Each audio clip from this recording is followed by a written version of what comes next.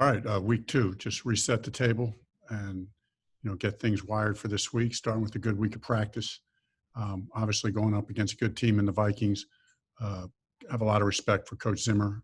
Defensively, he's been a top-notch defensive mind for many years. So present good challenges there. Offensively, they have an explosive run game, and Kirk Cousins is a very dangerous quarterback. And in special teams, we need to be excellent in all three phases. So looking to make improvements from last week in every phase, and looking forward to getting back to work. Just a quick note on practice today: you won't see Jack Doyle out there, Hooker, or Zach Pascal. They're not. I should say they're not expected to practice today. Okay, I'll open it up from there.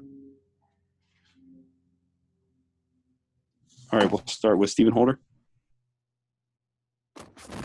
Hey, Frank. I'm wondering, just before we go to next week, is looking back at the offensive line on Sunday, it seemed like, tell me if you agree, it seemed like the pass blocking, as Nick said yesterday, was off the charts. It was excellent. The run blocking seemed inconsistent, at least just what I could see. What was your evaluation of that? And is that kind of disparity unusual?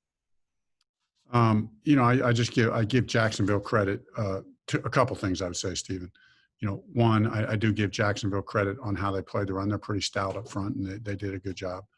Two, you're right, the pass blocking was off the charts good.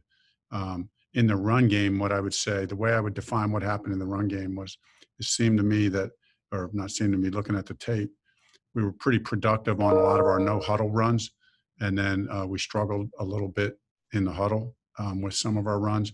Now, a lot of that is run game is me. I got to call more runs and allow and be patient with the run game. So at the end of the day, we did not get enough runs called. So, we just have to keep that mix.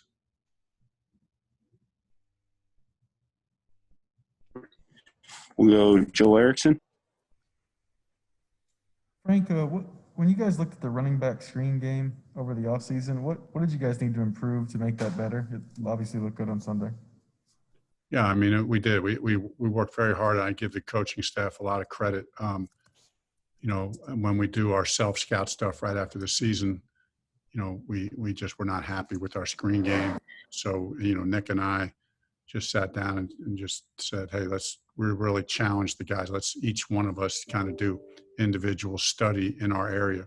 Obviously, the screen game is so much predicated on the offensive line and the running backs mostly. So Strasser and Clayton Adams did a great job of really studying every aspect of it, and really making some good clarifications, some good improvements for us as far as how we were executing there. Tom Rathman did a great job with the running backs, just cleaning up a few little minor details, and then we just devoted more time to it in practice. Really, Nick just making sure that we got more reps of it and to get it better. So that was only 1 week, though. I mean, we were very happy with the screen game, and we hope to continue to build on it from there. Kevin Bowen. Frank, we saw the no huddle, like you mentioned, to start the game on Sunday. What went into that thought, and is that something with Phillip you guys think you'll tap more into as the year moves along? Yeah, I mean, the thought was get in a rhythm. Get in a rhythm. Phillip and I and Nick have experience. Ran a lot of no huddle in San Diego, and I've seen Phillip operate in that mode so many times and know his comfort level. So, and he did a great job. The guys in general did a great job, but Phillip in particular just had complete command of the no huddle. So we'll continue to mix that in. It'll always be in the plan every week, and then it's a feel thing. It's a feel thing for how much you actually use it in the game. Olivia Rye. Coach, I was curious if you've had any conversations with Rodrigo following the game, and especially in regards to the move you guys made on the practice squad this week. Yeah, no specific conversations with him. I talked to him a little bit before, just more encouragement. Be yourself, get out there and get it done. But after the game, this is the NFL. I mean, there's he knows the pressure. He knows the pressure. Every player, every coach knows the pressure of performing in this league.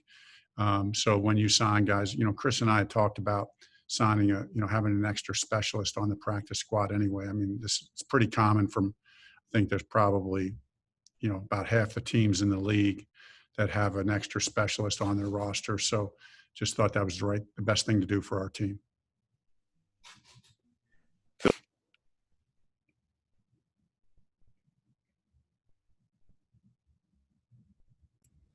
Phil B. Coach, you've always been pretty big about just focusing this week. Don't let the big picture enter into it. How tough is that?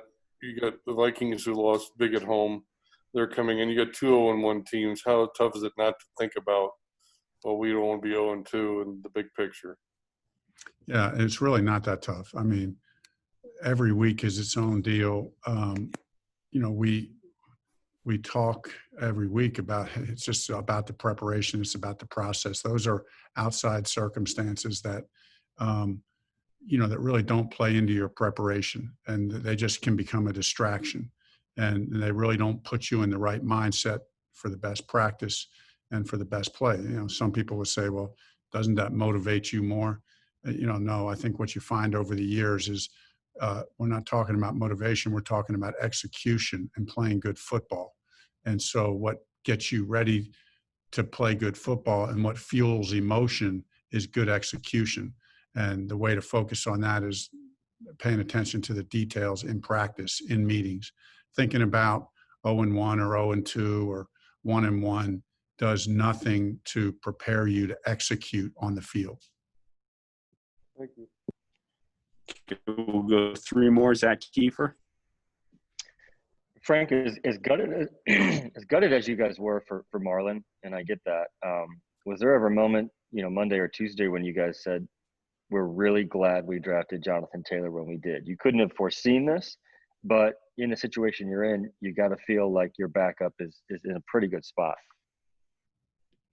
There's no question we're glad we drafted Jonathan. We were, to your point, Zach, we were saying that before this happened to Marlon. I mean, just with what we've seen from Jonathan in training camp. And then, obviously the first game, some flashes that we saw and obviously when Marlon got hurt, I can't say that we didn't say, oh man, now are we really glad we drafted him. It was the right thing to do to draft Jonathan. It was part of the plan that we had talked about. He was the right player for us. That's been confirmed. And as hurt as we are for Marlon, and that hurt runs deep in this locker room for Marlon in his situation. But A, he's not done. Marlon has plenty of great football left. But B, you're not only hurting for him, but you're excited for Jonathan. It's the NFL, and so this will be a great opportunity for him. Jim Isla. Yeah, Frank, you talked about the screen game earlier. I was wondering, is that something that you said, and you worked right after the season, but is that something that maybe you amped up when you got a guy like Jonathan Taylor? We saw how successful he was in the screen. And then second question real quick is do you expect Nyheim Hines to be more involved? Will he get some of Marlon's snaps, or is he going to kind of play that same role with Jonathan taking over as a starter? Yeah, so part A of the question was no, the screen game emphasis was not predicated on, drafting Jonathan. That was just an emphasis that we were determined that we wanted to get better in that area. As far as Nyheim, yeah, we'll continue to mix him in, and he's not just a third down back in our eyes, even though he's really good on third down. We think he's a very productive player on first and second down. He's a 3-down back. He's good in pass protection. He's a great runner. And then on first and second down, you can still utilize him in a pass game. So that's what we'll continue to do. Jonathan will get the bulk of the carries, but Nyheim and Jordan Wilkins will be the change of pace. Okay, last one. Can you hear me? Yes. Okay. Hey, Coach, I know, obviously, we know that you've been a backup thrust into that starting role. That was something you and Jacoby were able to kind of read about last year when that was a thing. Is that something that you talked to Jonathan about? I know he's a rookie and this is extremely new for him, but is that something that you guys can kind of converse about, and any advice you've given to him on that note?